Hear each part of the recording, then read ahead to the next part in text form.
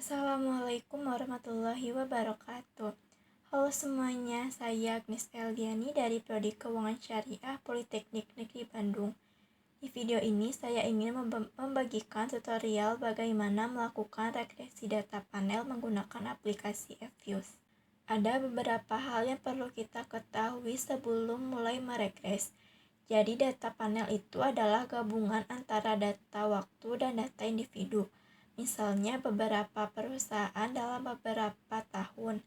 Di Fuse ada 3 jenis model, yaitu yang pertama ada Common Effect Model atau CEM, yaitu mengasumsikan bahwa tidak ada perbedaan antar individu dan antar waktu.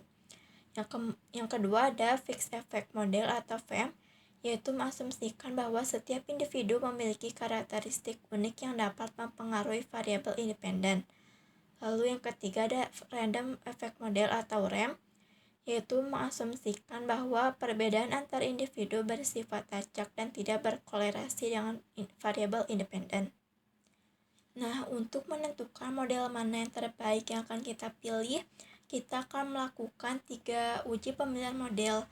Yang pertama ada uji Chow, yaitu membandingkan model CEM dan model FEM. Yang kedua ada uji Hausman, yaitu membandingkan model FEM dan REM.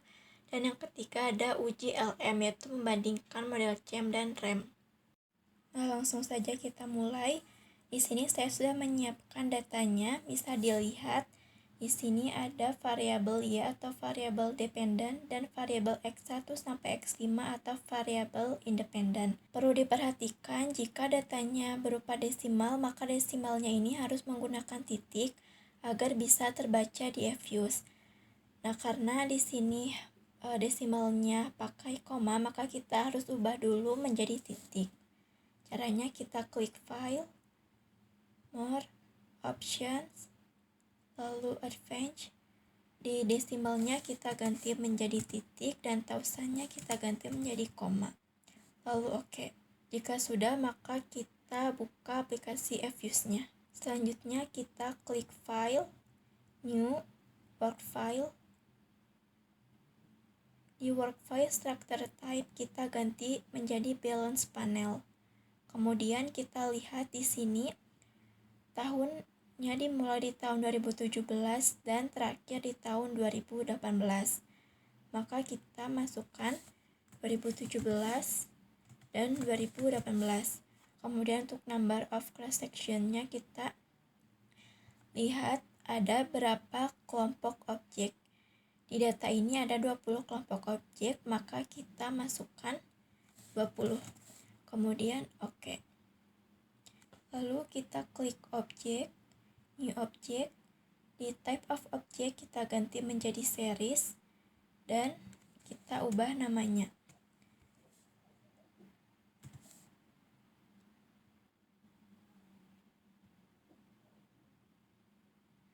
Selanjutnya kita bikin juga untuk variabel independennya.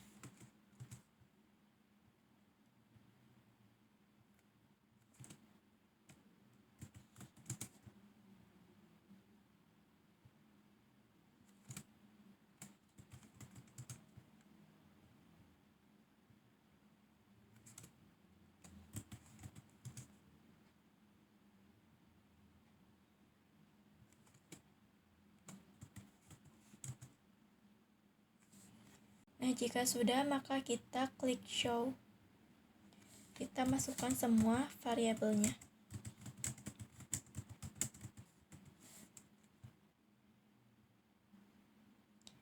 Lalu kita masuk ke Excel dan kita salin semua datanya. Kita salin dari variabel Y sampai variabel X5. Kemudian kita masukkan ke sini.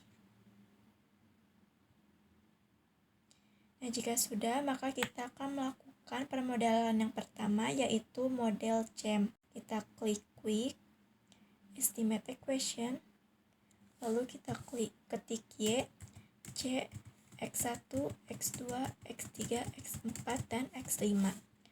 Selanjutnya, di panel Option, karena ini model CEM, maka cross section dan periodnya tidak perlu kita ubah. Selanjutnya kita klik OK. Nah, sudah ada hasilnya. Kita melakukan model yang kedua, yaitu model FEM. Kita klik quick, estimate equation, lalu kita masukkan lagi Y, C, dan variabel independennya. Kemudian di panel option, untuk model FEM kita ganti cross sectionnya menjadi fix. Nah, karena sudah ada hasil dari model FEM, maka kita selanjutnya akan melakukan uji Chow, yaitu membandingkan model CHAM dan model FEM. Nah, perlu diperhatikan bahwa uji Chow ini akan berhasil jika yang ditampilkan adalah hasil dari FEM. Karena ini sudah hasil dari FEM, maka langsung saja kita klik view, fix or random effect testing, lalu kita pilih yang pertama, likelihood ratio. Lalu kita salin sampai cross section chi-square. Nah, untuk uji Chow ini yang kita lihat adalah nilai probabilitas cross section chi-square-nya. Jika nilainya lebih kecil dari 0,05, maka model yang dipilih adalah model FEM. Namun, jika lebih besar dari 0,05, maka model yang dipilih adalah model CHAM. Jika model CHAM yang dipilih, maka kita tidak perlu melanjutkan ke uji atau model selanjutnya, karena model CHAM adalah model yang terbaik. Nah, karena di sini nilai probabilitasnya lebih kecil dari 0,05, maka kita akan melanjutkan ke model selanjutnya. Nah, selanjutnya kita akan melakukan permodelan yang ketiga, yaitu model RAM. Kita klik quick, estimate equation, lalu kita masukkan lagi semua variabelnya.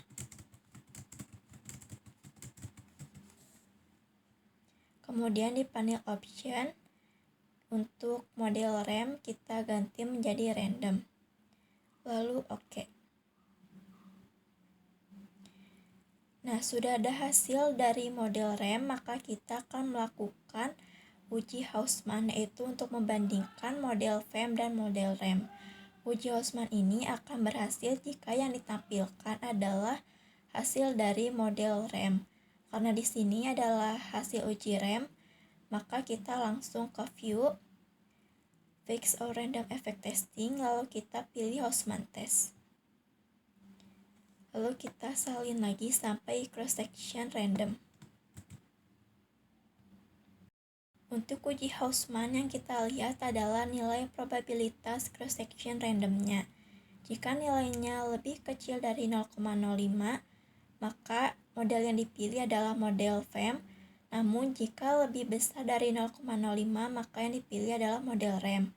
Karena di sini nilai probabilitasnya lebih besar dari 0,05, maka model yang dipilih adalah model RAM, dan kita akan membandingkan antara model RAM dan model CHAM, yaitu dengan uji LM. Nah, untuk uji LM akan berhasil jika data yang ditampilkan adalah hasil dari model CHAM. Karena di sini adalah hasil model RAM, maka kita harus melakukan permodelan CHAM kembali. Kita klik quick, estimate equation, lalu kita masukkan lagi semua variabelnya. Karena kita akan melakukan model CHAM, maka panel optionnya tidak perlu kita ubah, lalu klik OK. Nah, ini adalah hasil dari uji CHAM, maka kita bisa langsung melakukan uji LM. Kita klik view, fix or random effect testing, lalu kita pilih tes yang kedua atau tes LM. Lalu kita salin lagi sampai brush pagan. Untuk uji LM yang kita lihat adalah nilai both brush pagan. Jika nilainya lebih kecil dari 0,05, maka model yang dipilih adalah model RAM. Namun jika lebih besar dari 0,05, maka yang dipilih adalah model CHAM. Karena di sini nilainya lebih kecil dari 0,05, maka yang dipilih adalah model RAM. Maka dapat disimpulkan berdasarkan hasil uji pemilihan model, Random effect model merupakan model yang terbaik untuk digunakan. Hal ini menunjukkan bahwa perbedaan karakteristik antar perusahaan bersifat acak dan tidak berkolerasi dengan variabel independen. Oke, itu tadi video singkat tentang cara meregresi data panel menggunakan aplikasi Fuse. Terima kasih sudah menonton dan sampai jumpa di video selanjutnya.